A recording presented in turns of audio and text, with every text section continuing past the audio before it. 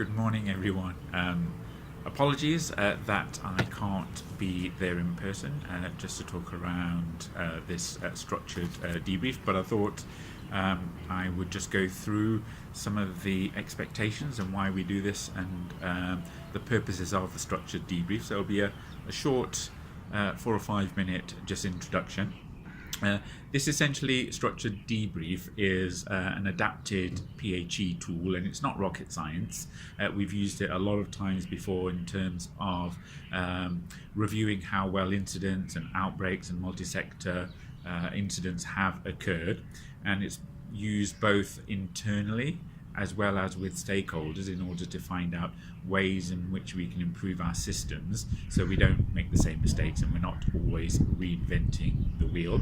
So it's a structured, integrated process, and one of the key things is we're trying to create a safe environment where everybody is able to express their observations about the visit or whatever incident it is, and the facilitation should try to identify the principal and key issues that have happened, both positive and negative, and to make recommendations to address these things that we've highlighted. And so as a process, there are essentially 3 stages to the structured debrief. One, which is what we'll do a lot this morning, is around identifying those things that worked very well and those things that could have been better. So we'll start off with developing the timeline of events, which will be used as a way to formulate or trigger some of the discussions or your internal thoughts around the visit or how that went. Stage 2, it's looking for, and this is really key, the solutions to these problems that we've identified, and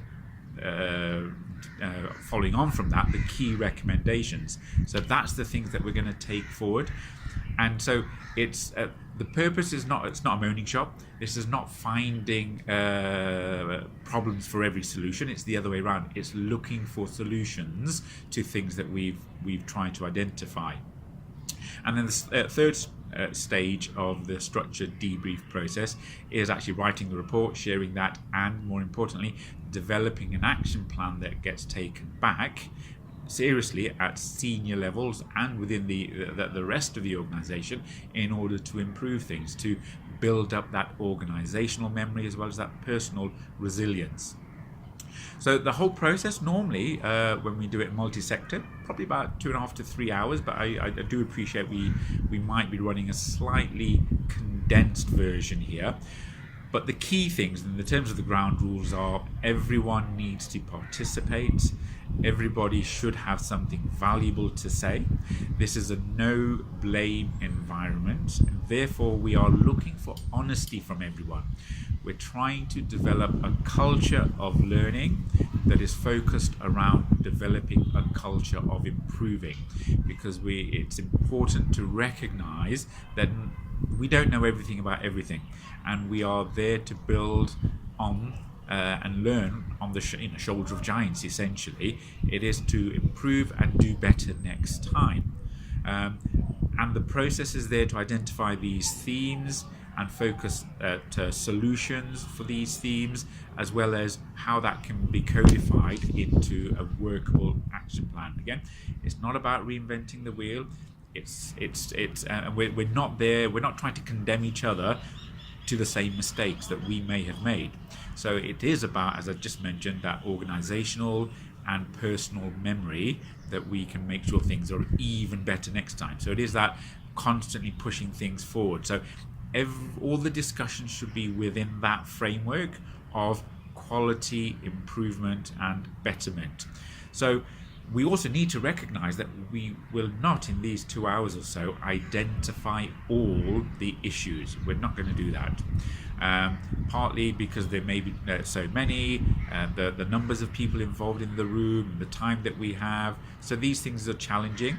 So it may also be useful for people to consider whether each department takes back this process and conducts their own mini debrief for their own learning that is additional to the discussions around here.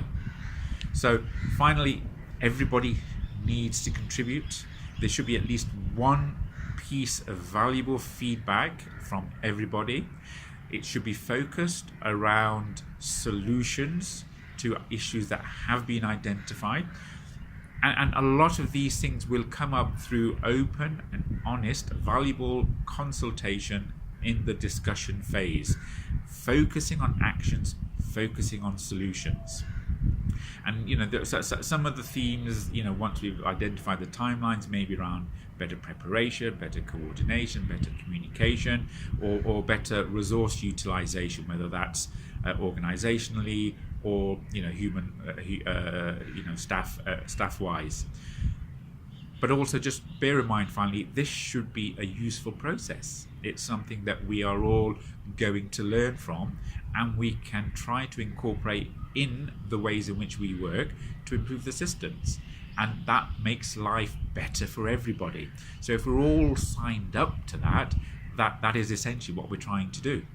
In that no blame culture, in seeking to improve things. So that's all I had to say. So wishing you all the best. So I should be on my flight to the UK at this point in time, and then hopefully I'll be catching up with the facilitators and supporting everybody in writing the report and disseminating the report, hopefully. So all the best. Thanks a lot. Bye.